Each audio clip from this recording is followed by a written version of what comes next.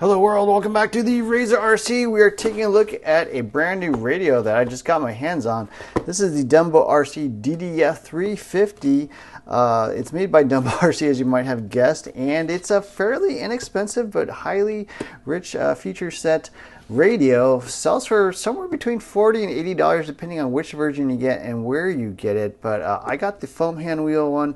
They also make a metal hand wheel one. They make a plastic hand wheel one. They make ones with different receivers. So I got the one with the X10F, and we're going to be taking a look at this radio and trying it out and seeing what I think about it. So this is the box. Here's the receiver. I think it's actually the X6F. I didn't think I got the X10, but I don't know why it's marked that. But that's the receiver I got. One of the smaller ones. They do make some huge ones out there. A little quick start guide, stuff in English, just telling you how to plug things in, how to bind it, some instructions in Chinese, and it looks like some QR codes so you can look up the full manual online, which is something you may want to do. I'm guessing this is like for telemetry, maybe battery voltage. We'll have to see. Of the different versions, yeah, I would say probably don't get the plastic wheel one. I had one on my Dumbo RC what's it called, the X6, but I was not a fan of that. I do prefer foam wheels. The metal one is probably okay, but overall the foam just gives you a little bit better grip. And here's a radio. As you can see, a slanted diagonal steering wheel, a little bit unusual, so that feels a little weird to me, but radio itself, carbon fiber look handle, no texture or anything, but tons of channels. You can see all the way up to channel 10 there on that bottom button. So I guess that's your pinky button. Trigger feels pretty good. Some dials here, adjustable variable rate, channel 5 and 6, a switch here, channels 8 through 10 here on the bottom. And then it looks like you got a USB plug. I do not think you can reverse the wheel. Doesn't look like it, but yeah. On the bottom, let's try to pop open this. Wow, this thing's stuck. Guess we're not going to open that right now. Lanyard, strap loop, scroll wheel here on the button, power button, channels 3 and 4 on top, no external antenna. So yeah, let's plug this thing in, see how it looks like. Okay, we got some batteries plugged into the bottom here. Actually, this cover was pretty hard to take off. I ended up actually just forcing it open, but trimming out these little edges here with a hobby knife just because it was really hard to snap in and really hard to take out. So now it snaps in and out. It's still actually pretty tough, but I would recommend doing that if you're having any issues with this battery tray cover. But it does also take a 2-pin life pack or LiPo pack up to 3S. So if you want to go that route, you can. But I'm running 4 AA's rechargeables, and then there's a little power button. Hold that down, power's on, and then you can kind of see the menu there. So pretty nice full color menu. You know, it's not huge, but it's actually decent size for like a $40 or $80 radio. And then you can actually see, as you turn the wheel, turn the trigger, push these little buttons and stuff. So it'll actually, show you the, I guess it's not doing anything, channel 5 and 6. They're actually down here, so you can show, the actual readout of what you've got the knob set to, battery, pretty nice, shows you receiver voltage if you have it on, a timer, that kind of stuff. So you can also adjust things directly from here, so you can actually adjust I think it's like trim levels. You can actually go up or down if you want to, for some reason, do it that way. There are no trim knobs, I think, out of the box here on the sides. These are all channel knobs, but the other thing you can do is actually hit the button, and then here's the general menu.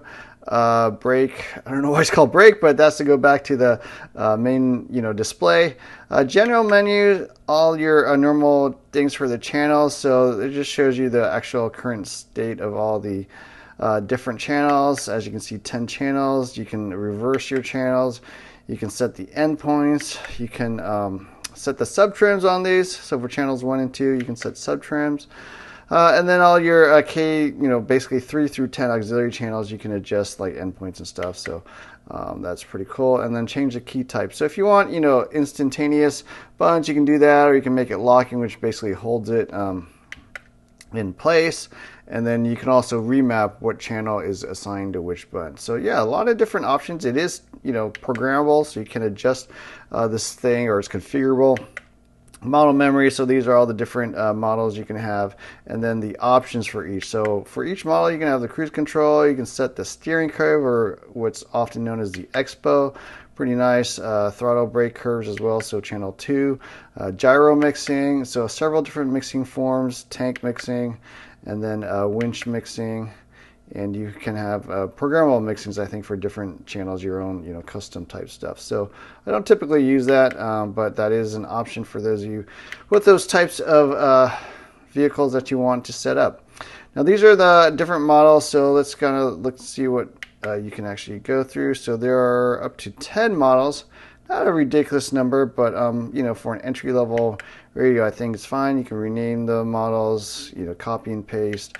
Reset them, and then coaching model. So I think you can actually hook this up to another radio, so it's actually sort of paired or master slave type thing. So if you can, if you are training somebody, I think that's available. There's the timer, LED mode. Not really sure what that is. Wonder what we can look at here. Bright. Oh, okay. So I think those are the LEDs on the outside. Actually, I'm not totally sure, but yeah, there you go. You can see the LEDs flashing there. But dynamic means, as you kind of turn these things left and right, they flash.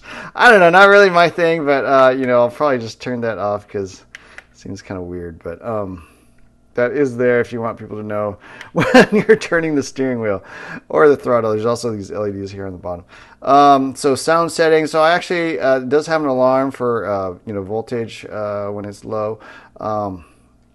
Actually, for the power on off, you can actually do all buttons. I turned it to just the alarm, so when you turn when the alarm goes off, it goes off. And then backlight. You can also adjust the brightness.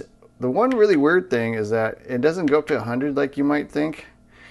Actually, it goes to 110. So you can dial this thing up to 11 if you want, but I just left it at stock setting. I think is 90. Anyways, obviously a brighter display will use up more energy, so your battery won't last as long, but obviously it's going to be brighter. So little different power settings. If you want the alarm, if it's been idle, if you want to turn off, if it's been idle. I'm using AA, so it shows you the correct voltage for that, and you can calibrate it if you want. If for some reason the meter isn't set right, and I did calibrate the steering throttle, or what they call the throttle. That is the throttle, and then the buttons. So yeah, pretty nice set of features. Pretty impressive. I mean, one thing that was interesting about this radio is if you go to their website, they are actually owned by Radiolink. They are a subsidiary of Radiolink. It's kind of more their budget line, but they also mentioned they make radios for other brands like Traxxas, LRP, some other brands you might recognize. So I thought that was interesting.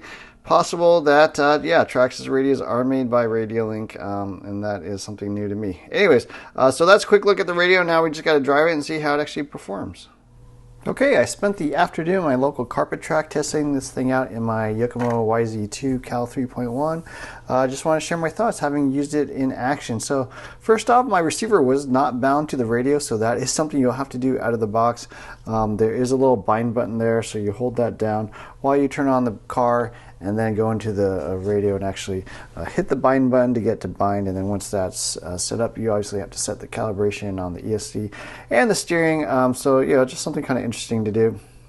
And then actually the vehicle itself drove pretty well. The ergonomics feel pretty good actually for me. I did like the way it feels. I did not notice that this angle steering wheel was anything negative about that. That was totally fine. The foam is quite soft and squishy, so something I might do is change it out to a firmer foam. I think that will just make it feel a little bit better. And I did notice that the steering wheel is actually metal, so pretty nice setup, especially for, I think I paid like $60 or $70 for this with the foam wheel with that receiver, and it's working pretty good.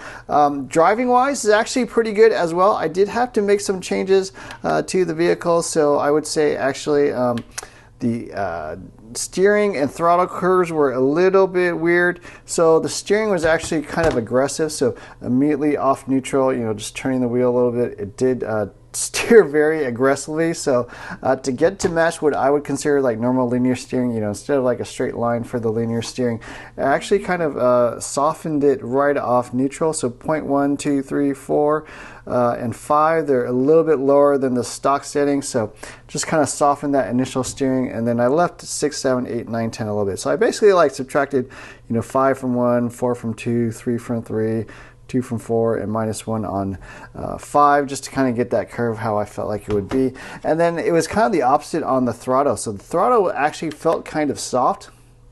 So I actually increased the throttle curve. So on 0.1, I think I added like 5 plus 4 to 2 plus 3 to 3 plus 2 to 4 and plus 1 to 5, just to kind of get that initial throttle curve, because it just felt kind of soft initially off throttle compared to my other radios. So it just seems like there's a little bit of positive expo on the steering and a little bit of negative on the throttle. So I ended up just adding some to the throttle and subtracting some off the steering just to get that curve. I wish it was a little bit simpler to set these, but you actually have to set all 10 individual points just to change that curve. So, you know, kind of interesting.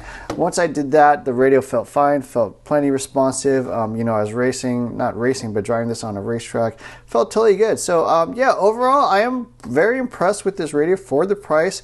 I mean, full color display, 10 model memory, 10 channels, receivers that are under $20 each. I mean, I think you get 2 of these for like 33 bucks or something on Amazon. So pretty impressive set of features. The only thing I would say I don't like, yeah, you do have to mess with those curves a little bit, and you probably will want to save that as one model and just copy it back and forth between all your other vehicles if you end up owning, you know, several of these receivers in different cars. So I like it. I would say probably get the foam wheel. I personally think foam wheels are the best, but the metal one is probably okay too. And plastic, I would say, is probably worth just spending a little extra to get the foam one. But yeah, nice little radio, cheap receiver, seems totally reliable.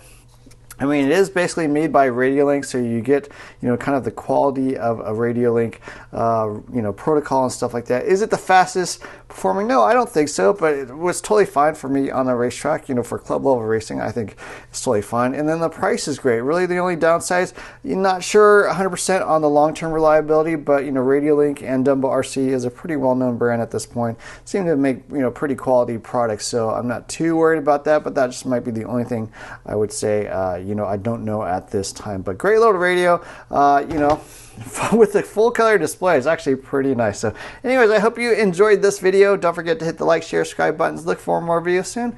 Thanks for watching.